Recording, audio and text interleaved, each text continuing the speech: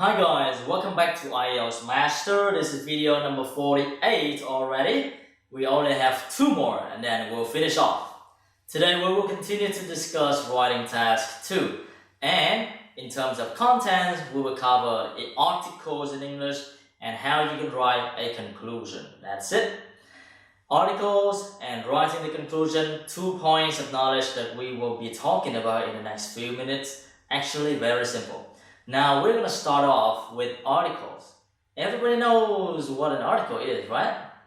Articles basically are words like a, an, the, or nothing. It's called zero article. Now I want you to fill in the blanks with an appropriate one. A, an, the, or zero article. Here we go, you got 30 seconds.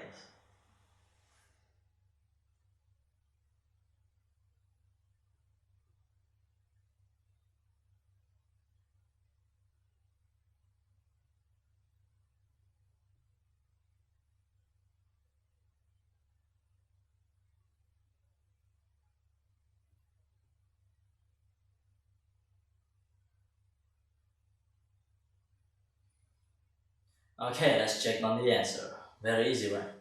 Number 1, let's say knowledge about the environment can be found in books on the internet. What do you think for the first blank? Well, no article, we'll just say knowledge about. When we are talking about something in general, this word knowledge is uncountable, right? And therefore we don't use any article, we just say knowledge. What about the second one? In books. Again, we are talking about books in general, and it should be in plural form with no article. Knowledge can be found in books on the internet. That's it. Number 2, the answer is energy, right? Energy can be generated from biofuels. So again, we are talking about energy in general, no article. Number 3, trees help to protect soil by conserving water. So we can say soil here is very much general. The soil in general. I don't know whose soil or the soil somewhere. Just soil in general. Next. Newspapers now use a high percentage of, well, recycled paper. So we say we have A here because we are talking about percentage.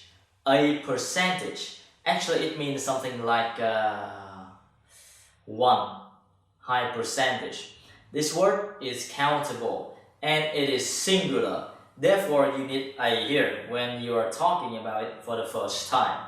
A high percentage of recycled paper. Number 5, looking after nature is important for all of us. So nature here is in general, right? No article. Number 6, it is better to see animals in, we will say in the wild. Always in the wild. Next one. The solution to the problem is to find people for dropping what? Just dropping rubbish. We use the solution because we know which solution it is. It is solution to the problem. So we know what solution that is already. Next one. We're just gonna say the new plastic containers which I bought. We use the when we know the things that we are talking about. So it is the containers which I bought. I know which one already. Which one I bought, right? That's why we use the here. So once again, we use A or an when you're talking about something for the first time. We use the for something that you have already mentioned or something you have already known. And we don't use article for general statements. So we're talking about something in general, not in particular. In these statements, there are problems with articles. Find and fix.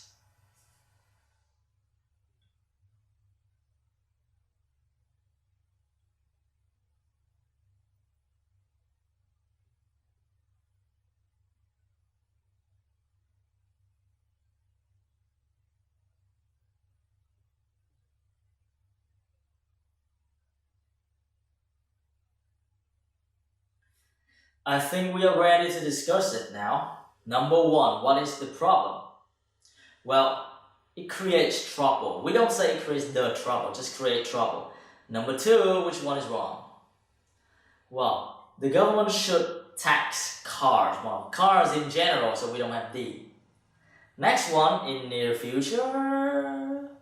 Well, which word is wrong? What do you think? Nothing is wrong, right? The problem is in number 4. So we say, would the not be thrown away? Okay. What about number 5? Is there anything wrong with number 5? Yes, we say insects like bees. We don't say the bees. In general, bees in general. And finally, we say facilities like dams and forests, because we're talking about facilities in general. We are not going in particular. And remember again, when you go general, no article. That's it. That is the point. Now, how do we write conclusion? I have 2 tests right here. Test 1. Pollution from aircraft is one of the main factors responsible for global warming. What measures could be taken? Test number 2. When a country becomes richer, the natural environment will suffer. It is not possible for a country to both develop its economy and protect the environment. To what extent do you agree or disagree? 2 tests. I will not show you the introduction, I will not show you the body paragraphs, I will not show you the ideas. I am just going to be showing you right now the conclusion to this test. Notice how the conclusion is written. For test 1, this is the conclusion. Read it.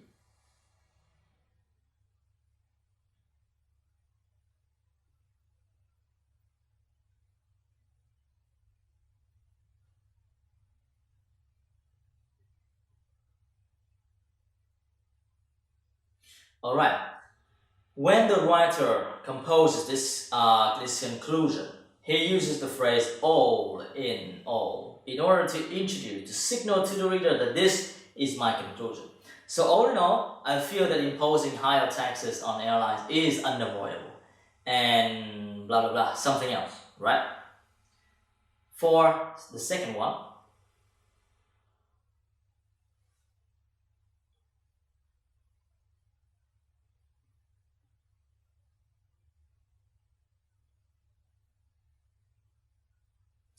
okay, once again, the writer has actually used the phrase in conclusion in order to introduce his idea.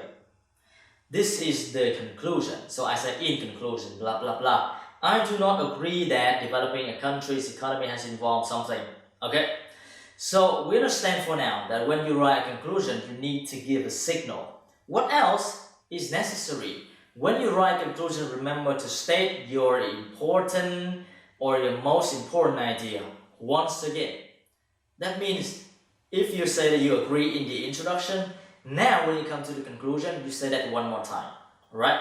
Restating your main idea, your opinion or your stance. And after that, you may want to restate your reasons. You gotta mention your reasons a second time in order to strengthen them, alright? In order to make them as clear as possible.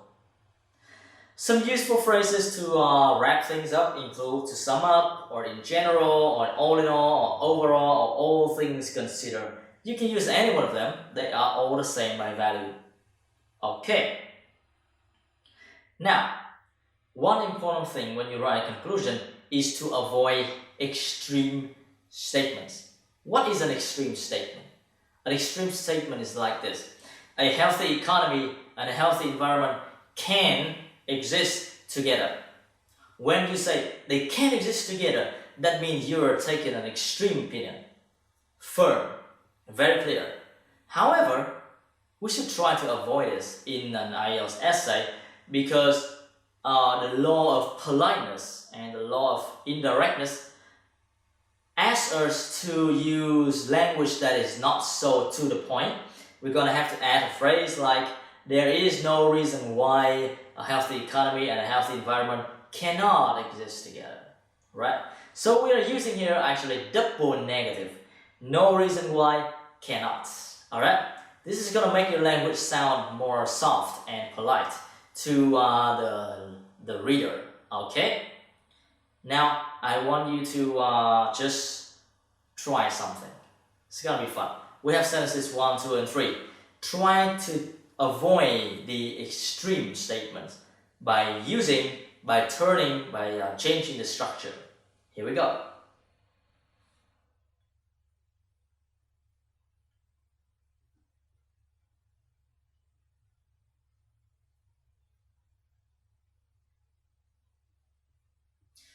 For instance, we can say something like, there is no reason why local friendly businesses cannot be successful, right? So this is one way for us to make the language less strong. Or we can say, there is no reason why people could not take more holidays at home. For the last one, we can say, there is no reason why people could not travel by fast train instead of taking short flights. So we see that when we use there is no reason why blah blah blah, cannot, could not, is not something, we are avoiding extreme statement, and this makes your opinion more appealing to the reader. Okay. In this video, I was talking to you about articles. We should pay careful attention when we use articles in an essay. For general statements, general mentioning of something, no article. A for something you are mentioning for the first time. D for something you are mentioning for the second time or something you have already known. And when you write a conclusion, remember to state your main point again and then restate all of your reasons. Use a phrase as well. In conclusion, in short, finally, avoid extreme statements. That is very important in making your language more attractive to the reader. Thank you very much. That is enough for this video. Review the lesson, do the exercises, and I'm gonna see you in video number 49. We will try to talk more about writing task 2 in the IELTS.